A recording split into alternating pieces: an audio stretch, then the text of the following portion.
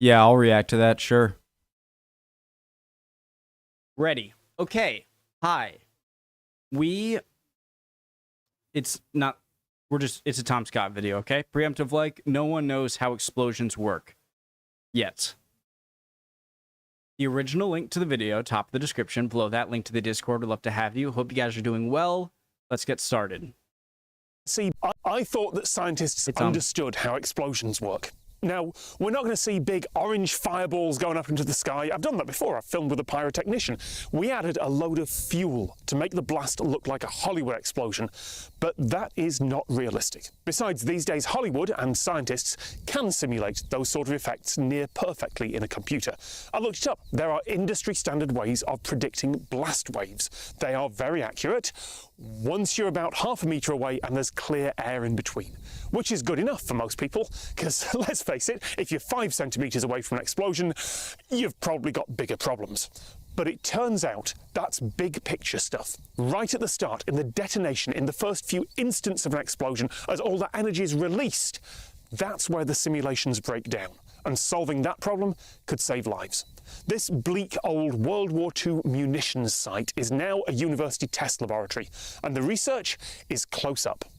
So let's see a test. Explosions are very difficult. Yeah, question. When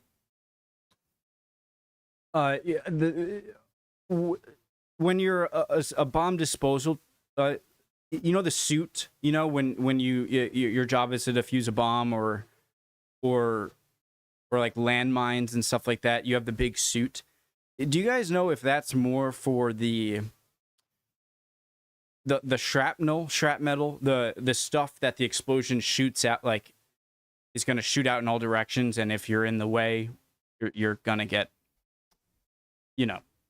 So is it more to protect against that stuff, or does it also protect against the shock wave itself? You know, like you know what I mean? Like the ch or the boom, or it's probably both. I hope that made sense. To measure, we need something that's going to be rugged and strong enough to survive an explosion, but we also need something that's sensitive enough to measure things that are changing over millimeter length scales and sub-microsecond time scales. The rig that we're going to be using today is called MACE, which stands for Mechanisms and Characterization of Explosions. It's a bit of world-leading kit where we can directly measure much closer than anybody worldwide can do, gigapascals worth of pressures, and that's a very, very complicated situation which we can't necessarily model or predict currently. And we're going to use some high-speed video cameras to film what's going on as well. If you hit a metal bar the right way, it'll make a ringing sound, basically a musical note. That ringing is made by the bar itself vibrating as the force from that initial hit bounces back and forth within the metal. And the pitch of that note is really easy to measure. You just listen.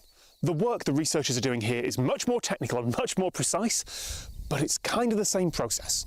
It's based on theory by a British physicist called Bertram Hopkinson 109 years ago, and it's only now that the technology is catching up where we can affix very, very small strain gauges, and we've got data acquisition systems that can sample at the required rates and required frequencies. The strain gauge is a tiny dot that we mount on the outside of our Hopkinson pressure bars. Solid steel, 1 meter long, 4 millimeter diameter. And we fix this strain gauge 40 millimeters from the loaded face of the bar. And we sample at 5 million times per second. We're going to set the explosive a little bit further away from the surface, so hopefully we can see the fireball and the detonation products start to expand. That's going to set up a blast wave that's going to propagate through the bar as a stress wave. So the strain gauge records a change in voltage, which we can work out stress, which we can work out the pressure and the load on the end of the bar. Okay, I think I get it. And 40 millimeters from the loaded face of. So the only part that's going to be exposed to the bomb is this little piece. The bar. And we sample it. Right. So you got this super reinforced place, and then this little spot here where the bomb is also going to affect this, and then you're going to measure the vibration on the bar down throughout it to. Right. I think I get it. Bar as a stress wave. So that's going to the strain gauge records a change in voltage, which we can work out stress, which we can work out the pressure and the load on the end of the bar from.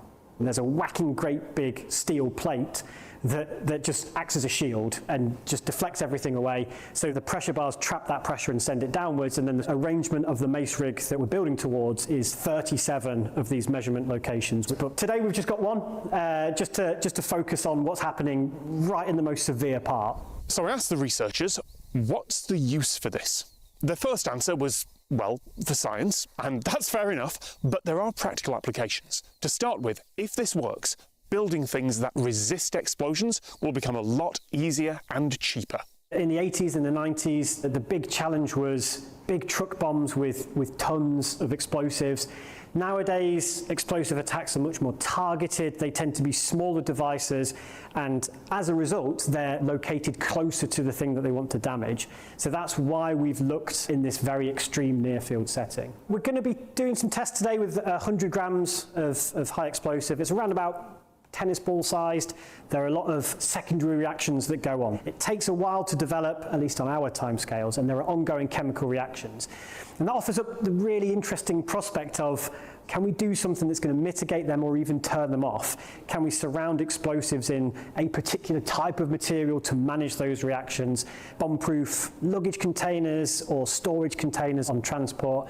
That's a potential thing that could be done with this research. We can have everything in the pan. If we can understand those first instants of an explosion, then maybe we can help keep it under control. After all, this munitions site is built to do that. It was designed to contain anything that goes wrong by brute force, just using huge amounts of earth and concrete Big bunkers. Legos. So can that be done with less materials and less cost? We're about to take just one step towards finding out. Makes sense. We've never been able to observe these features before, so we kind of don't know what we don't know. That's what the group looks at, uncovering what we don't know about explosions yet. 5, 3, 2, 1. All right, what do we got? So, this is filmed at about 250,000 frames per second. Wow, okay.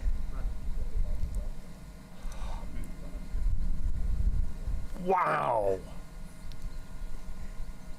You can see it bounce Yeah. back. So it hits the surface, and then as it goes back up, see it reigniting. All that hot gas is getting churned back up and it's mixing with the oxygen, and that's giving that secondary kick that we see at these sorts of scale distances. It's continually pushing the end of that bar, and it's sending that information down. Because it's not one hit, it's a push that it feels like one hit. It feels like one hit. Oh yeah. Exactly. But you're Look at that one. It was like a boom, boom. recording that so... It feels like one hit. It feels like one hit. Exactly. But you're recording that so quickly that what you're actually getting is a push. Yep. Wow. Cool, isn't it? That's really cool. And look how it's not as uniform. The more I think about it, the more it makes Cool, sense. isn't it? But how like you have certain parts of it kind of shoot. That actually makes complete sense. Okay, cool. I actually feel like I understood the assignment there. Which is rare. So yeah, just a small piece is getting measured. Obviously that's exposed to the bomb blast. Cool. Love Tom Scott videos. Hope you guys are doing well. See you next time, all right? I'm going to do one more video.